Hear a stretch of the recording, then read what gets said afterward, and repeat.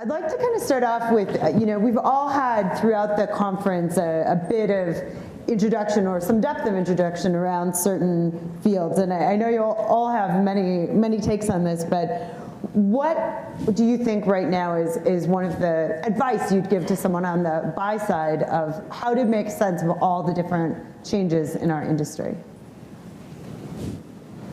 What should they look to? What are the things, what are the coaching you could give someone, as experts in your own individual areas?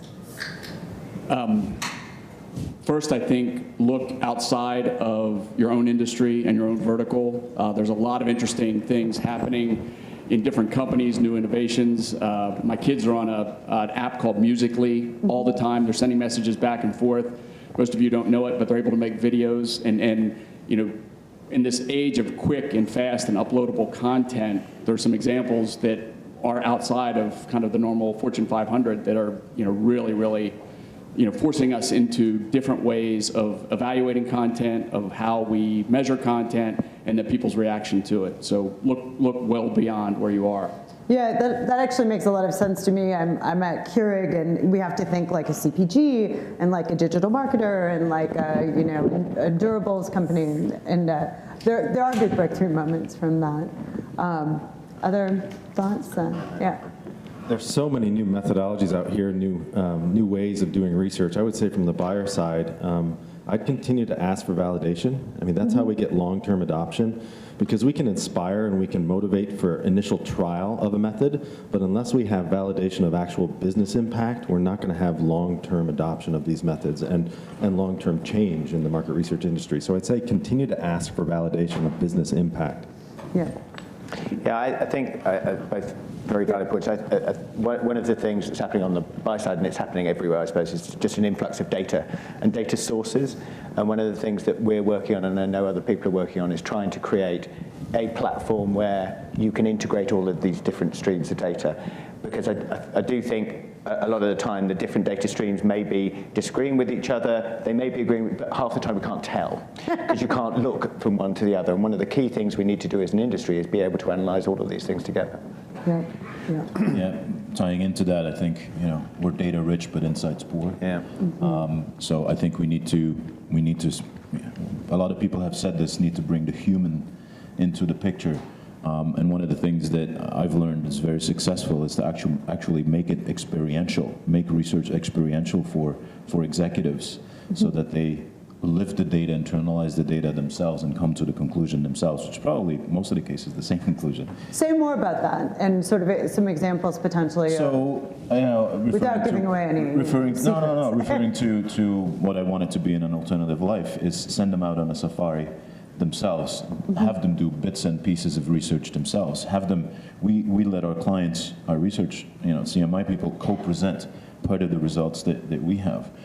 You send them out, set up some kind of museum or exhibition in which you have, it's not the raw data, but it's pre-processed, but executives come to their own conclusion, and so they own it, and it gives, it makes things last longer. Yep.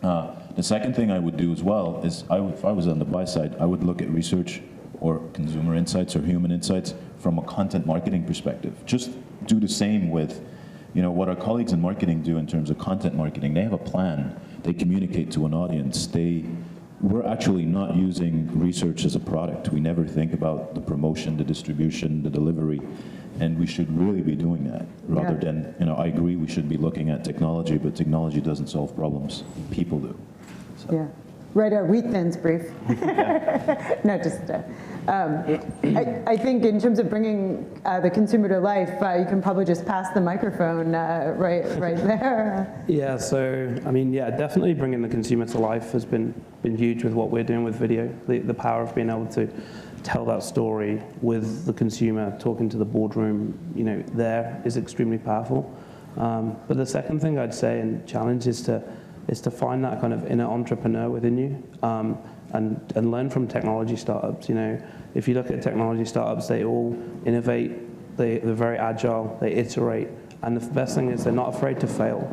Like, failure is a good thing, and I think on the kind of brand side, it's very difficult. You're busy, you've got things to do, but to really push things forward, you need to be able to kind of, things will fail, but it's what you learn from those failures and how you iterate that I think is the big thing.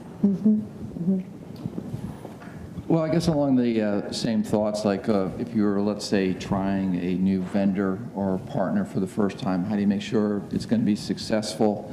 So speaking at it more from my perspective, it's like as much transparency as possible in terms of the objectives. Have you tried this before? Has there been resistance or acceptance from internal customers?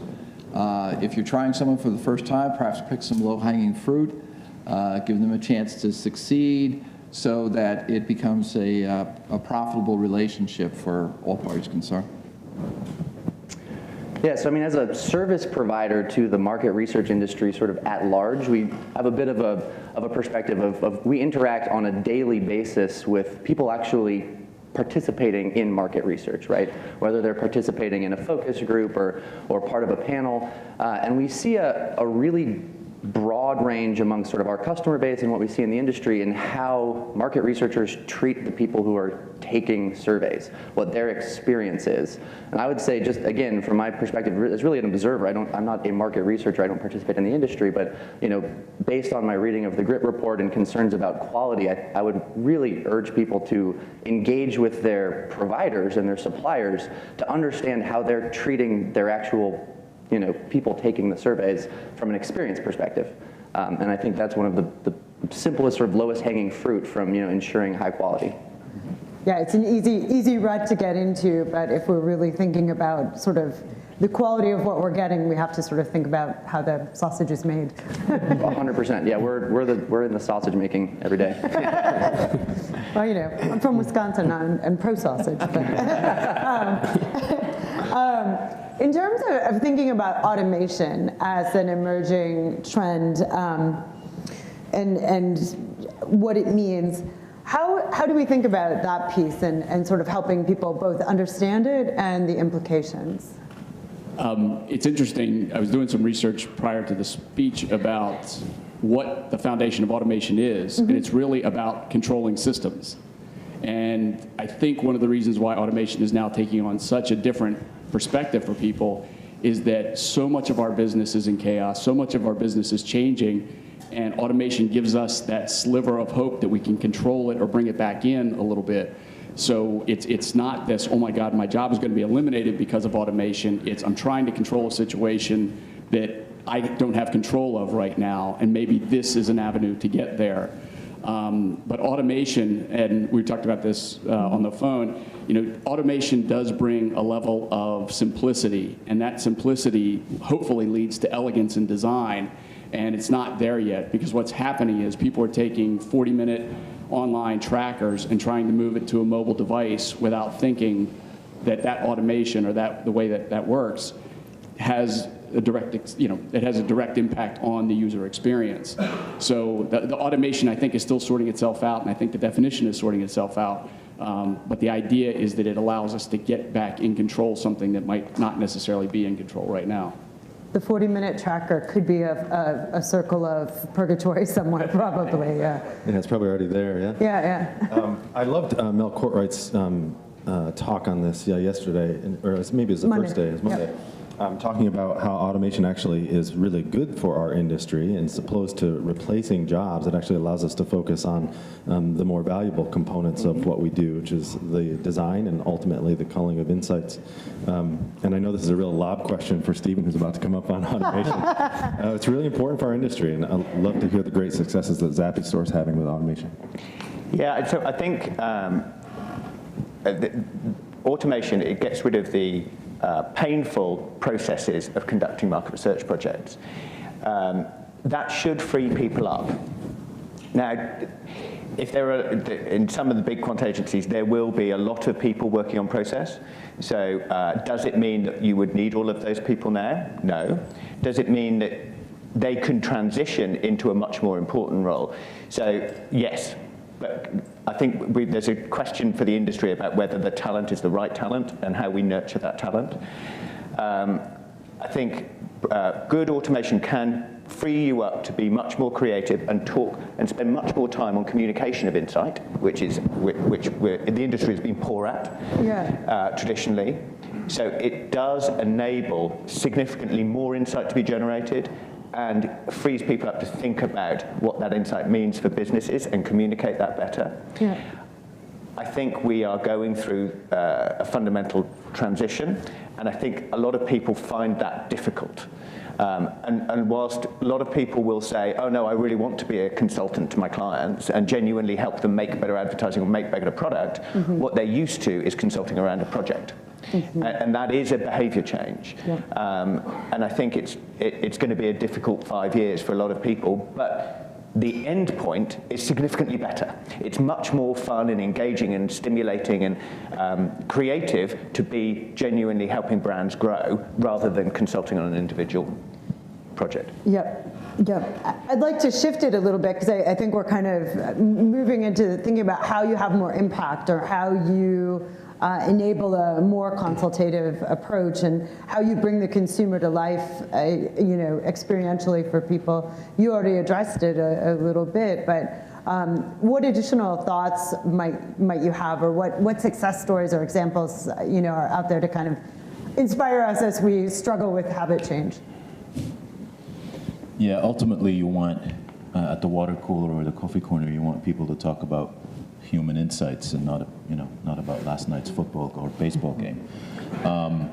That's the ideal, and that's a tough challenge. The previous speaker was talking about changing associations among brands. It's probably even tougher to have people talk about research, if we should also use that term. I think there's success stories in my experience. There's success stories and failures too. But I totally agree with what Dave said. You need those failures to learn from. And I think it demands a lot of courage in a way at the client side, at organizations. I did a roundtable yesterday, and one of the things that struck me is that many people don't dare to step up to make it experiential or go out of the box because of career or political reasons. I'm a little shocked by that to hear it. Well, I think you're right though. We've been, in a way, our own worst enemy. We hammered process, and you have to have here's the number, and we as a field a little bit did it to ourselves. No decision will be made unless we see the data. But you need that culture and that environment to be able to make sure that you create impact. Yeah. If you don't, there's clients where it simply doesn't work. Right. On the other hand, as I said, I referred to looking at research as a content marketing internally, and that takes time too. And just as technology, any change evolves in some kind of S-shaped curve, and we think linearly. So we overestimate the beginning and underestimate the long term. And so you need that endurance too. So I'm talking now a lot about the context, but you really need the right context in organizations to be able to take it down that path of impact. Yeah. And anything that in terms of techniques, anything that disrupts people thinking. I usually start off presentations now or workshops with a very basic quiz and saying, here are a couple questions, and I know obviously they're covered by the research, because then, executives can't say, I already knew this. You didn't. You just answered it wrong in the little quiz I did. But if you ask people, if you don't do that and you just ask people, what did you think? They all go like, yeah, I knew 80 to 90%. It's very frustrating as a consultant to hear that. Yeah. Although probably it's partly true. There should be confirmation. But anything that positively disrupts an audience, whether that's a quiz, again, making it experiential, role play, confronting them with consumers. If they think, black, showing that, there's people that say white, because it triggers other questions and it triggers curiosity. So anything in that perspective helps. I think an example I'd like to call on is some work we do with Tesco, the big retail brand in the UK. Historically, very, very data focused, and we're living in this world of so much data, big data, all these feeds combining, and with all of that club card data, the dunnhumby stuff, they had a very behavioral view of their customers. They knew exactly what they were buying and how and they went through a real tough time within the market. over the last few years, kind of attacked at the top end from premium stores, from the bottom end by the Aldi's, Lidl's of the world, the lower value stuff. And we worked with them on a lot of that, kind of bringing the consumer back into the central, because ultimately, Neil said, you know, it's humans, it's people, this is research on people. And the more that they actually got out and connected with the consumers and actually understood them on a better level, rather than just being so heavily reliant. They kind of went way too far one way on data and kind of forgot there was real people behind that data. And I think kind of realigning that can really help. It's that's an important thing. Are there any other tips or tricks or things you've seen work really well to bring the people, the true essence of the respondents back into findings? Well, if I could take this off, and kind of feeding off of your last question too, like an example, customer co-creation, for instance, it sounds great in theory, but to give a case study example, because I see Rachel Dreyfus is out there, and we did a project 2 years ago when she was with Time Warner Cable. And the idea was to be first to market using the iPad as you're replacing your TV remote, being able to stream in every room, that type of thing. And Time Warner Cable was clear they were going to go into market in 6 weeks. And so they were afraid their engineers in Denver, left to themselves, would just confuse the crap out of everyone, because they referred to it as featureitis. And they just said, like, these engineers like to design for themselves. So they set up this agile iteration arrangement. They had about 40 consumers in the test market that got the beta iOS license. And it became like a back and forth situation. And we were able to change the mindset of the engineers very quickly. They always had the opinion of, like, consumers are just rain on my parade. You know, I write hundreds of hours of codes and they don't like it. So they had a negative impact. But then they realized all they had to do was put something out and get immediate feedback and let them know if they're going in the right direction or not. More iterations. Exactly, exactly. And so it worked out quite well. Yep. Can I give just a couple of great examples of the successes of automation? Yes, yes. I was thinking about this, I was looking at the GRIT report, and if you look at the numbers on facial coding, it's up around 40% are now using facial coding. That's actually in use. And would we really be at that number if it was still relegated to hand coding facial expressions? Yeah. All of that science has been automated, and now 40% of the research sample for the GRIT report is now using facial coding. It's a great example. Great example. We're doing the same thing, obviously, in implicit association testing. If you can automate the science, not everybody in the room has to be a scientist. Yeah. So if we automate the science and make it accessible to the entire industry, we're going to see much broader adoption and bigger impact. Elliot, were you going to? Yeah, I mean, again, low-hanging fruit here, right?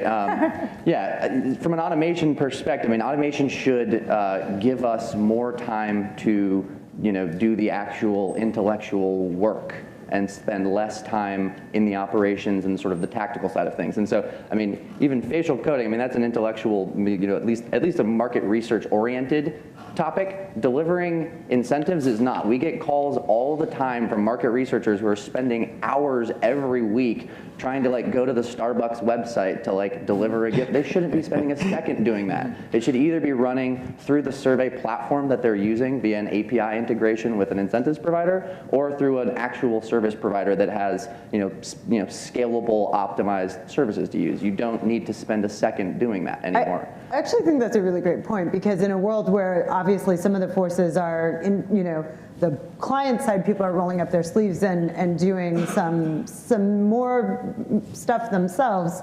There are things you don't know how to do well yourselves, and you think you don't think through that part until it's the last minute and you're running around buying gift cards or something. And honestly, the same thing goes for there's large panel companies as well that are still spending operational time on incentives when there are technologies out there. I mean, we've got customers on the panel here that leverage APIs to optimize. Yeah, no, We spend too much time on that. Yeah, Can help. No, it's good to remember too, because I think it triggers for a lot of us questions we should be asking, but maybe we're in the rut and aren't thinking about it. Technology, by the way, doesn't only bring value in automation. Technology brings value in 3 domains. Automation, so doing the same things more quickly and cheaper. Informational, Yep. which means we're doing the same things but at a higher quality. And then transformational, which means we're starting to do things that were previously not possible before without the technology. So it's not only freeing up time to do other stuff, human processes or human things, it's also that technology, and like for example, the analysis of visuals and all that kind of video, for me that's not only automation, it's also transformational. Technology brings us capabilities that we weren't able to do. 15 years ago, it was the whole shift from telephone and postal to online. That was almost purely automational in my perspective. What happened with social media or that whole stream, that brought transformation because it allows us to do things that were previously not possible before. Yeah, great I point. think as well on the automation side of things that, the rise of bots right now, I don't mean bots in China taking surveys. I mean actual machine intelligent bots. The way we collect data, there's some really interesting stuff happening in that space now around kind of bot-driven surveys where the user is actually engaging with a bot and answering questions in a far more conversational manner rather than just a kind of linear survey experience. And I think as we see that survey or data collection method changing, I think that's going to change very rapidly over the next 5 years, and just different ways of collecting that data. That's not automational, it's more informational. Yeah. And I think there's a big difference between automation now, which I think is it's just a given that you want to go in that direction. It would be a bit crazy not to want to automate as much as you can. But on the side of where we're going, and there's been a lot of talk about it in the last couple of days, is the machine learning and AI side. And that is less on the process and more on the analytics and the interpretation of data. And that stuff is just coming in. Yeah. So, but will have a huge impact in the next 3 to 5 years. Will have a huge impact. So to the point where most research reports would be written probably better by a machine than by a human. Now, I think that's 3 years out. No, genuinely, I mean, a lot of the technology we're working on would do that. What it doesn't do is, your point, Niels, we can write a better report using a machine, but we can't persuade the marketing director to change their ad campaign in the same way. That needs a human to tell stories, to engage, to change behavior. And that's where the research industry needs to push, I think. I think it's that value proposition we bring is changing. It's changing to that delivering the insights rather than this operational services, which is great. That's a good point. It was interesting that 38% said that the storytelling was one of the most important training priorities, and 33% said, how do we keep earning a seat at the table? So we know at least 1/3 or almost 40% of the audience, or even the people who took the survey, are concerned about exactly what you're talking about, Stephen, is that, how do I tell a story even though the data is better, I got it quicker, and all of a sudden I can dig into some insights that I couldn't get to 2 years ago with the analytics. How is it going to persuade the marketing director who's looking at a completely different set of communications, completely different set of metrics from the advertising firms? Right. How are we going to make that different? And I think that is going to be the bigger challenge, is matching up those analytics from the research with the analytics now coming from the advertising firms, the social media companies, and that's really where the competition, I think, is starting to come in, especially on path to purchase studies or the Internet of Things, is that somebody can come in and say, you know what, we just saw on passive metering that everybody is spending their time on X, but by the time they get to the purchase, they're shifting away from the mobile device and doing that exact transaction on the PC. We did a study like that where 94% of people shifted from their mobile device to the PC to actually make the purchase of their travel. That's a huge shift. But it's what's driving that and how do those analytics match up? Yep. One of the things that I like going to a conference is this. Your thinking gets stimulated and you start thinking about where you're going to be in a couple of years from now. And, when I'm listening to the topic of automation, I'm not necessarily thinking that it's currently too active in our DNA right now, because, when you're dealing with, customer co-creation, you're dealing with, these wild ideas. But I do think that there's an opportunity, it's got me thinking about the pH balance of, like, if you think of, like, the idea of allowing employees and customers to be part of the ideation process is like your crazy right brain. But if you could add some artificial intelligence, left brain, to kind of sift through this and cull it, as the other speakers have talked about, and be able to see, Some triangulation. yeah, what are the diamonds in the rough? So maybe you're able to come up with things. And I think that, so there is that balance. And I think that's exciting, and it's still to be determined how best to do that. Yeah, I want to make sure I leave some time to potentially take some questions from the audience. I know we're probably at a point where people are Coming to the end. ready for their networking break or some sort of break, but I want to just make sure before I ask any more questions that there's right there in the front row, we've got one.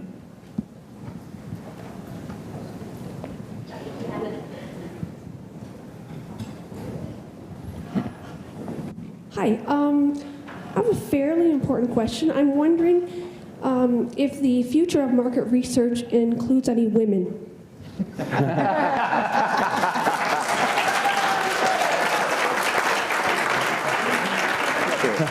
the way, last You night, are a very manly bunch. But led by a woman. Curated. I don't know if I'd want the job of leading you. any one of these gentlemen could have given up their stage to how many women are in this audience who know crap about the future of market research?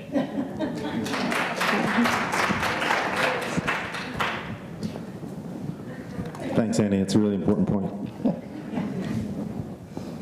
I think, did I see another question? Oh. My question is for Niels. So when you spoke about giving executives the opportunity to give insights into your research, what happens when they disagree with you or they have a different view of the results of the research? You mean the executives have a different view of what we bring in? Does that ever happen? Yeah, it does, and that's good. It's not a straight answer. I had an experience where, as many of you have had, probably, where the decision has already been made. And that's probably the worst you can be in. And I think it's the most stupid situation you could be in. If your decision has been made, it's the major reason why not to do research, put that money into execution. Whether your decision was right or wrong, just you may as well put your money where you decided to go anyway. So that's probably one of the most frustrating experiences for me as a supplier when that happens, because it's like being rejected. Right? It's not even saying you made a mistake. If I make a mistake, I'll be the first to admit it and learn from it and see how we can solve it. But that's probably the worst. I have had, and again, it depends on the organization. I've had an experience where I came in and into a 3-day marketing workshop where this was for KLM, and they were doing a rebranding workshop, and we came into the middle. We should have been in the beginning of those 3 days, but we came into the middle, and I come in and I see 20 posters, and 2 of them are in line with what I brought in as a message. And I was like, oh my goodness, this is going I was nervous, very nervous. Not because I didn't believe in the story that we had to bring, but what their reaction would be. And for an hour when I was presenting, it was dead silent. So I got even more nervous. I didn't know how to interpret that. And then the CMO stood up and he said, okay, I want you to shut up now. I want to hear from everybody in the room what we're going to do. And the third person in line, we're all very consistent. They believed the story, and they said we should take down those 18 posters that are hanging here and redo our work. And that's the ideal. When that happens, you walk out and you go, yes, I made a difference. And there's many variations in between. But my experience is that if you confront them with what it is they know and what it is they don't know, and if about 60 to 65%, or 2/3 of what you say is confirming, and around that, another, that other 30%, 15%, they disregard because of reasons you didn't know, context you didn't know, they may have tried it, that's totally fine. If you can bring 10 to 15% of insights to the table, that does make a difference and makes them shift to go into a different direction, I'm very happy. But you need to massage that a little bit, and obviously if you have 80% of what you bring is totally new, they'll disregard it, which is human. I'd probably do the same thing. I'd start to say, how did you come up with this? This is completely contrary to what we've always been hearing, and why is that? The right thing that happens, though, is if you bring new things to the table, is that when a customer then goes the extra mile and says, we need to know more about this, we need to dig deeper, that's good too. Lots of room for courage and change in our industry. I think we're pretty much at time. And Greg, did you have? There's another question. One more question? All right. Hi, thank you very much. I wanted to ask a quick question to Dave, who said something about failing quick. And I just wanted to ask this because this whole idea of being open to failure, failing fast, failing hard in test market, what about supplier and vendor failure? Where is that failure? Because if we're asking our clients to allow that failure, what about us? In terms of our own attitude and taking risks with the potential of failure. So you mean in terms of how, if we propose something to a client and it doesn't work? Yeah, I mean, I think, again, a lot of that's down to the relationship you've got with that individual client. It's about finding like-minded partners to work with. If you've got an extremely cautious client and it's a big part of your revenue and they're not open to that type of thing, then why take the risk?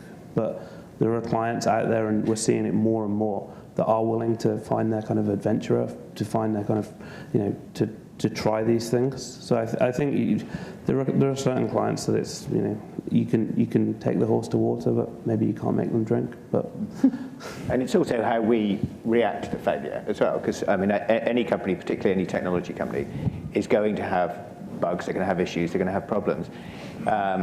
And when that happens, you need to be transparent about it, you need to be open about it, and you need to dive into creating a solution. And if that means, people working overnight, that's what happens.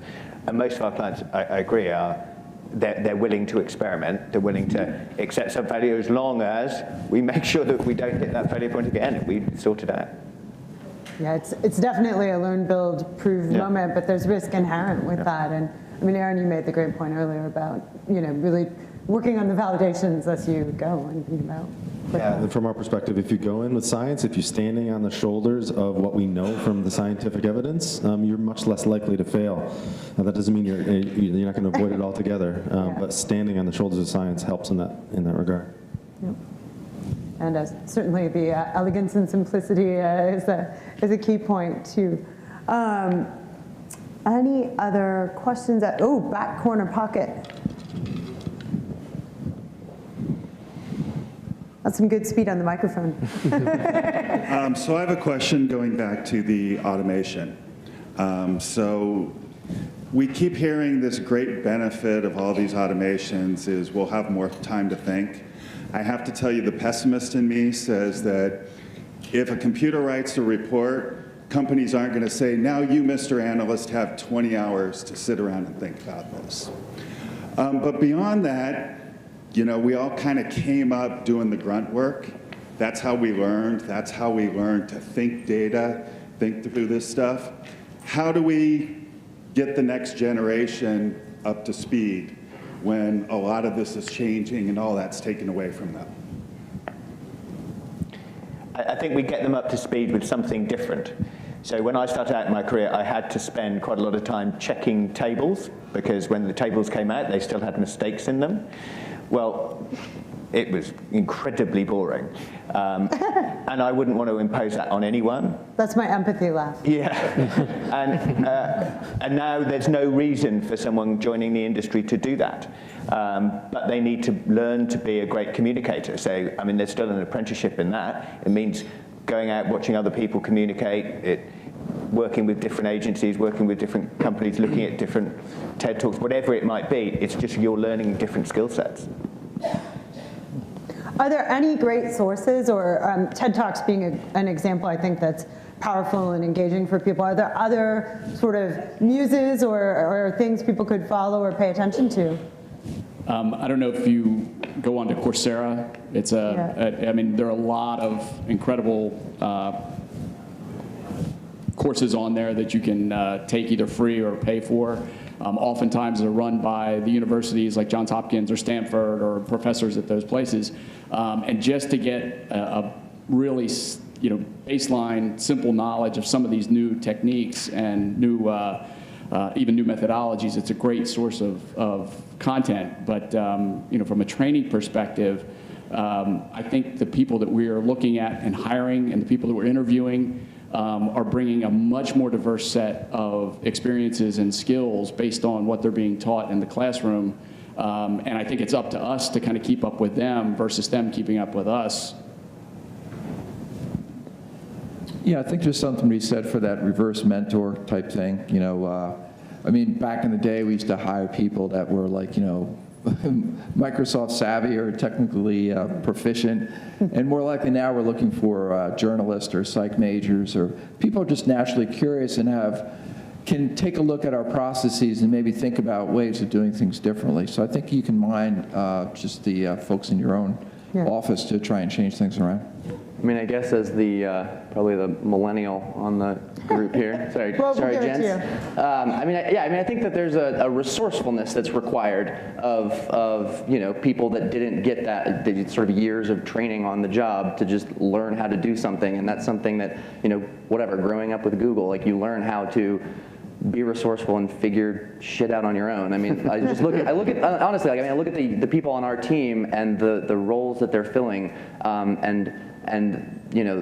just the shoes that they're filling and the things that they're accomplishing without any formal training in search engine marketing or whatever the case may be, and they figure it out. And then bring a lot of insights back to the company that didn't exist prior to them having that curiosity. Final speed thought as we wrap up. Are there any things that we should be paying more attention to right now that we're not? Or is there anything that we didn't hit on that would be like, here's your homework, people? Quick homework, yeah. We heard a lot about emotion and the importance of emotion at this conference, and that's really important for us to hear. I appreciated the other talks this morning. But when you think about the future in the next 3 to 5 years, it's really going to be about the combination of emotion and reason and getting those into a unified, theoretically sound model of consumer decision making. It's not one or the other. The human mind works with System 1 and System 2 integrated. So look for models that are integrations of System 1 and System 2. I like that. Any other quick final parting thoughts as we wrap up? Good.